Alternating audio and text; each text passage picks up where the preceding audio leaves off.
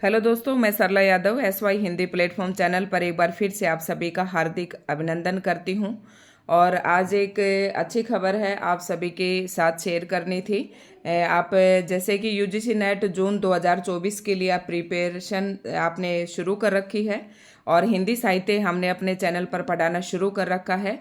तो जैसे कि बताया था कि अप्रैल के फर्स्ट वीक में एप्लीकेशन फॉर्म भरने शुरू हो जाएंगे, लेकिन फर्स्ट वीक में तो नहीं हुए। लेकिन आज के लिए आपके लिए खुशखबरी है कि आज 21 अप्रैल है और आज से आप जो है UGC नेट के एप्लीकेशन फॉर्म आप भर सकते हैं।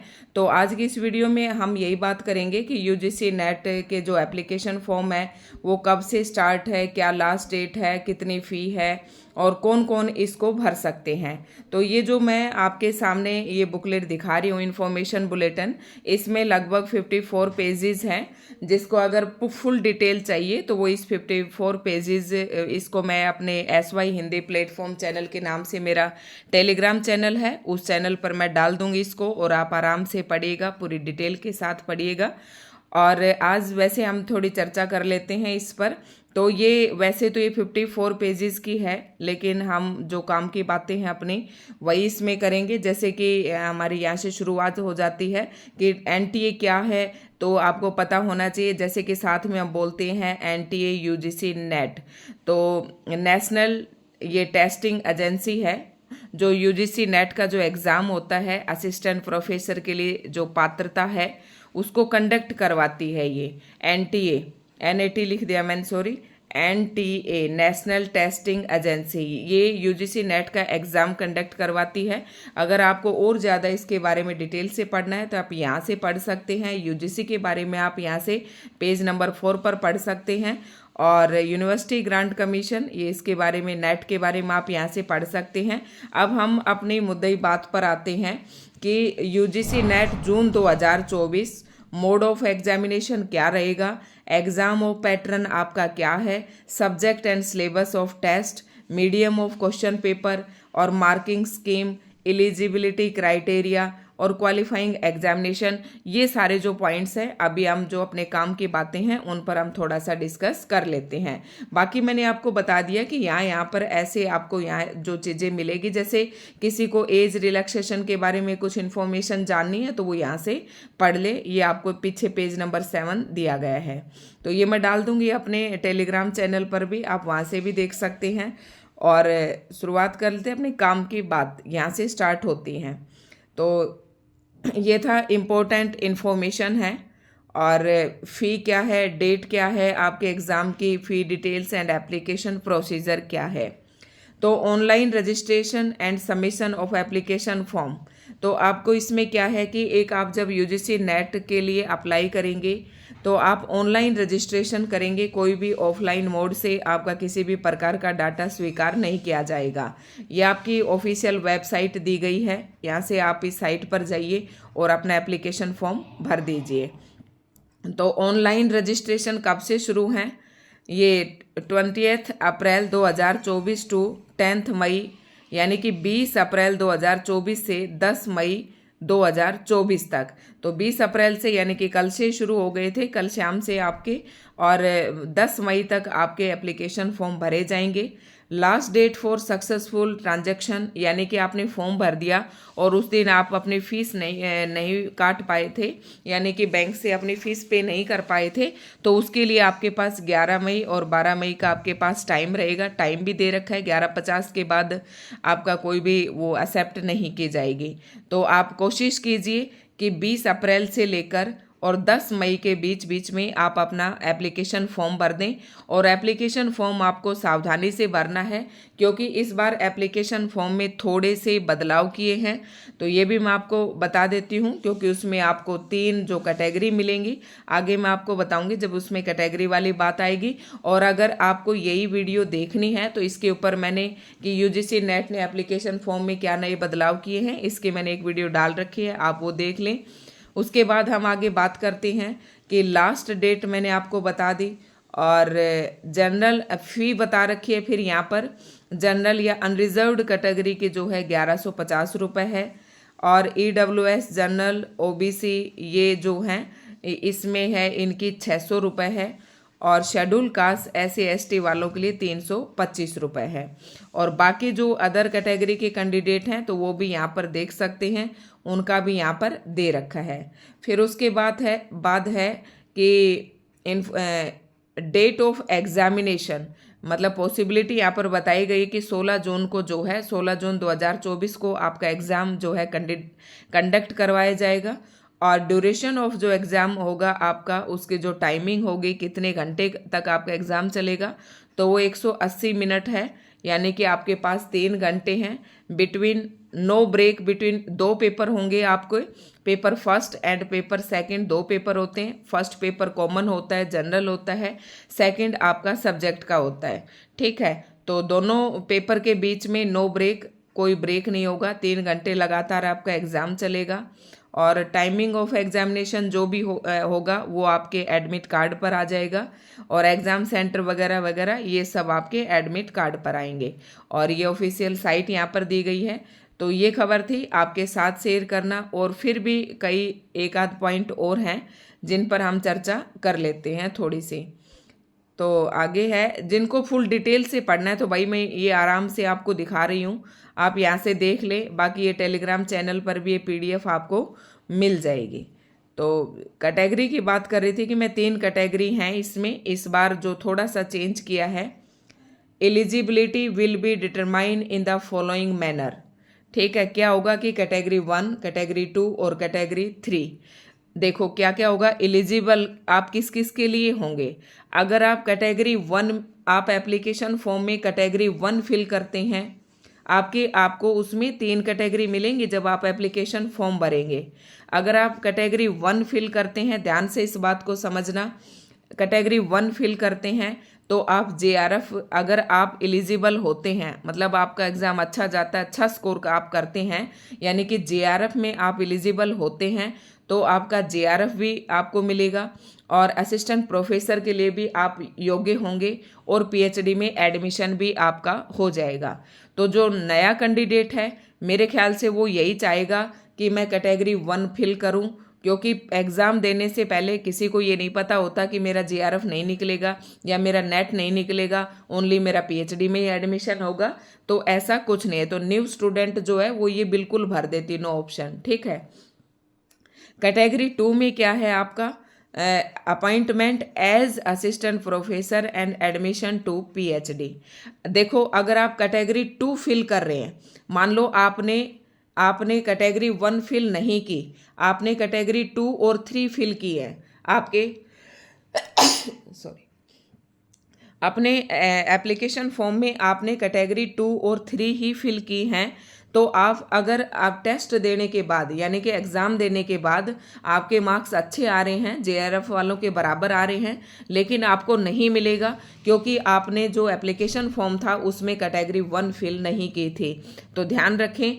तो कैटेगरी नंबर 2 अगर आप फिल करते हैं और 3 फिल करते, तो मान लो मैं एक समझा रही हूँ आपको, अगर आप कैटेगरी 1 फिल करते हैं तो आपको इसमें तीनों चीज़ आ जाती हैं। कैटेगरी 2 अगर आप फिल करते हैं तो उसमें आपको JRF नहीं मिलेगा, आप असिस्टेंट प्रोफेसर के लिए आपका नेट की जो पात्रता है वो आपको मिल जाएगी, और PhD के लिए भी आप एलिजिबल हो जाएंगे। उसके बाद अगर आप कैटेगरी 3 में अप्लाई करते हैं, ये यहाँ पर लिखा हुआ है admission to PhD only, category 3 apply करते हैं तो इसमें ना तो आपको JRF के लिए आप एलिजिबल हैं, ना आप असिस्टेंट प्रोफेसर के लिए एलिजिबल हैं, और आपको अगर कैटेगरी 3 में आप क्वालिफाई करते हैं तो आपको केवल PhD एडमिशन के लिए आप एलिजिबल होंगे। अगर आप कैटेगरी 2 में क्वालिफाई करते हैं तो आपको JRF नहीं मिलेगा, आप इसके लिए असिस्टेंट प्रोफेसर और PhD एडमिशन के लिए आप एलिजिबल रहेंगे। अगर आप कैटेगरी 1 में आप क्वालिफाई करते हैं तो यहाँ पर आपका JRF भी रहेगा, असिस्टेंट प्रोफेसर के लिए पात्र रहेंगे, और PhD में भी। तो ये आप समझ गए होंगे। और नेट JRF क्वालिफाइड कैंडिडेट, कुछ एक आध पॉइंट और हैं, इन्हें और पढ़ लेते हैं। जैसे कि कई जगह अफवाह फैल रही थी कि अब नेट की वैलिडिटी 1 साल है, 2 साल है, तो ऐसा कुछ भी नहीं है। नेट की वैलिडिटी जो है आपकी हमेशा के लिए है, एक बार आपने क्वालिफाई कर लिया आजीवन आपके पास रहेगी। हाँ, वो PhD के लिए है।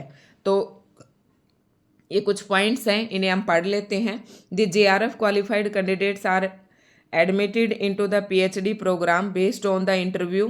तो जो JRF क्वालिफाई करते हैं वो उनका केवल इंटरव्यू बेस पर, ठीक है, क्या होगा, procedure for award of the PhD degree regulation 2022 act के तहत उनका ओनली इंटरव्यू बेस पर ही क्या होगा, उनका PhD में एडमिशन होगा।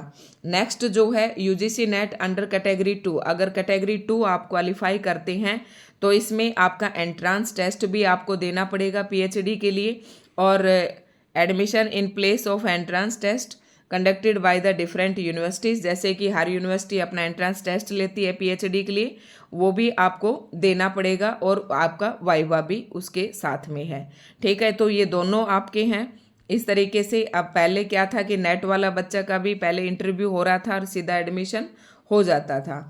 तो for candidate qualify under the category 2, category 3 the mark obtain in the net will have 70% वे, ये मैंने पहले वाली वीडियो में भी बता दिया था कि अगर आप कैटेगरी 2 में आप पास करते हैं तो 7% जो वेटेज है, नेट विल हैव 70% वेटेज आपके नेट की रहेगी, और 30% weightage will be based on the performance in the interview. जो 30% का आप इंटरव्यू देंगे उसके बेस पर आपका PhD एडमिशन होगा।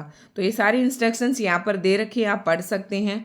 For admission to PhD the mark obtain in the NET by the candidate in category 2 will be valid 2 और 3 में जो एलिजिबल हुए हैं, be valid for a period of 1 year, यानी कि 1 साल। अगर आपने JRF आपने कैटेगरी 2 और 3 में आपने वो किया है, ये नहीं कि देखो आपने नेट का एग्ज़ाम दिया और इस बार ना आपका JRF हुआ और ना ही आपका नेट क्वालिफाई हुआ, ओनली आपका क्या हुआ कि PhD के लिए आप एलिजिबल हो गए, तो आपको इसी साल जब से आपने एग्ज़ाम दिया है और अगले साल उसी सन तक आपको PhD में एडमिशन लेना है, अदरवाइज़ ये आपका डिस्क्वालीफाई हो जाएगा। अगर आप 1 साल के अंदर एडमिशन नहीं लेते हैं तो अगले साल आपको फिर से देना पड़ेगा। हाँ, नेट आपका जो है ये वैलिड रहेगा, आजीवन आपका वैलिड रहेगा। तो ये कुछ पॉइंट्स थे आपके साथ यहाँ पर डिस्कस करने थे, बाकी आप और देख सकते हैं।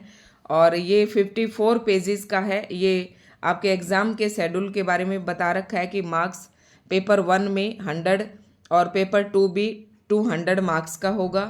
पेपर 1 100 मार्क्स का है, 50 क्वेश्चंस होंगे और हर क्वेश्चन आपका 2 मार्क्स का होगा। पेपर नंबर 2 में आपका 200 मार्क्स का रहेगा, 100 क्वेश्चंस होंगे, वो भी पर क्वेश्चन आपका 2 मार्क्स का रहेगा। और मोड ऑफ एग्जामिनेशन क्या है आपका, कंडक्टेड OMR बेस्ड, ठीक है, OMR बेस्ड रहेगा आपका, जैसे कि पहले हम देते थे उसी प्रकार से। और तो ये कुछ थी। और आपको किसी भी प्रकार की मीडियम ऑफ क्वेश्चन पेपर, तो क्वेश्चन पेपर तो आपको पता है कि दोनों लैंग्वेज में ही आता है, हिंदी और इंग्लिश। और जैसे कि हिंदी वालों का है वो हिंदी में रहता है, लेकिन फर्स्ट पेपर फिर भी दोनों लैंग्वेज में रहता है। और क्वालिफिकेशंस आपके पास क्या होनी चाहिए ये भी यहाँ पर दी हुई है। 55% जो है जनरल अनरिजर्व्ड, यानी कि general EWS candidate who have scored at least 55% marks without rounding off in master degree of equivalent, यानी कि आपके पास अगर मास्टर डिग्री है या उसकी इक्विवेलेंट कोई और डिग्री है तो आपके पास 55% मार्क्स होने चाहिए, ठीक है। और अदर कैटेगरी के बारे में भी अगर है, ये 50% मार्क्स दिए गए हैं, ये दे रखी है यहाँ पर। List of subject of post grade level is eight other backward classes, जैसे कि OBC है और नॉन क्रीमी लेयर है, SC ST है, उनके लिए आपके 50% मार्क्स हैं, ये आपको ध्यान रखना है इसमें। तो ये आपकी क्वालिफाइंग जो है एलिजिबिलिटी क्राइटेरिया हो गया, ये भी मैंने आपको बता दिया है। और क्या आपकी फ़ी है ये भी सारा बता दिया है, और क्या प्रोसीजर है, किस प्रकार से आपका पेपर होगा। बाकी अगर आपको और डिटेल पढ़नी है तो वो आप यहाँ से पढ़ सकते हैं। ये है 54 पेजेस की पूरी बुकलेट है, ये मैं डाल दूँगी अपने उस पर टेलीग्राम चैनल पर। एज लिमिट का भी है इसमें, ये आप देख सकते हैं भाई, अगर किसी को ज़रूरत है तो not more than 30 years age on first day of month in which, तो आप ये देख लें, ठीक है।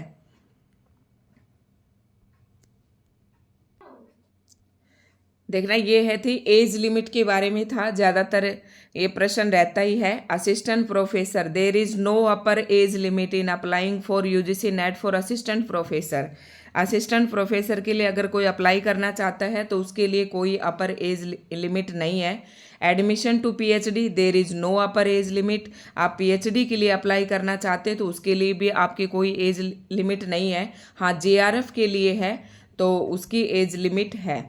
नीचे और भी जो इन्फॉर्मेशन है, रिजर्वेशन किसको कितने % मिलता है, ये सारा यहाँ पर डिटेल से दिया गया है। पीडब्ल्यूबीडी के बारे में भी दिया गया है, तो ये आप देख सकते हैं। और इसके अगर आप लास्ट में जाएंगे, इसमें 54 पेजेस हैं, तो आपको एप्लीकेशन फॉर्म किस प्रकार से कितने सब्जेक्ट में कंडक्ट करवाता है, क्या आपका सब्जेक्ट कोड है, ये सब आपको यहाँ पर इसमें आप आराम से देखिएगा मिल जाएंगे।